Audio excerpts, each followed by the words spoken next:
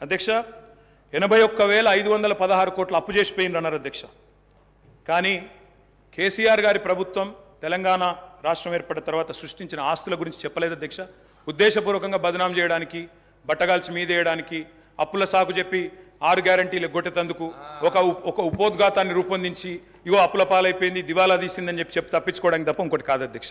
అధ్యక్ష ట్రాన్స్కో, టీఎస్ ట్రాన్స్కో అధ్యక్ష, ఇంకొక మాటలో చెప్పాలంటే అధ్యక్ష, వీళ్ళు అప్పచెప్పిపోయినాడు 2014లో విద్యుత్ శాఖ అతి భయంకరమైన శాఖ అధ్యక్ష. అతి భయంకరమైన శాఖ, అత్యంత దురవస్థలో మాకు అప్పచెప్పిపోయినారు. అప్పచెప్పిపోయినప్పుడు ఏంది అధ్యక్ష పరిస్థితి? 2700 మెగావాట్ల కరెంటు లోటు ఆ రోజు తెలంగాణ ఏర్పడ్డనాడు.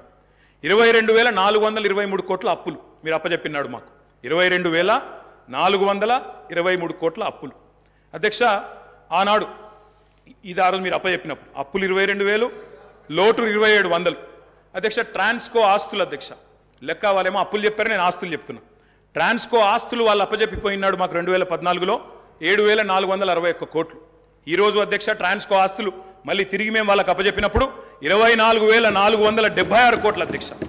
జెన్కో ఆస్తులు అధ్యక్ష, టీఎస్ జెన్కో ఆస్తులు ఆనాడు 19,607 కోట్లు 2014లో, ఈరోజు 53,963 కోట్ల అధ్యక్ష. అధ్యక్ష డిస్కామ్లు ఎన్పీడీసీఎల్, ఎస్పీడీసీఎల్ ఆ రోజు వీళ్ళు మాకు అప్పచెప్పిపోయినాడు మరి చాలా తక్కువ ఉండే అధ్యక్ష. ఈరోజు ఆస్తులు చూస్తే 59,132 కోట్లు, 81,000 కోట్ల అప్పులు అన్నారు అధ్యక్ష.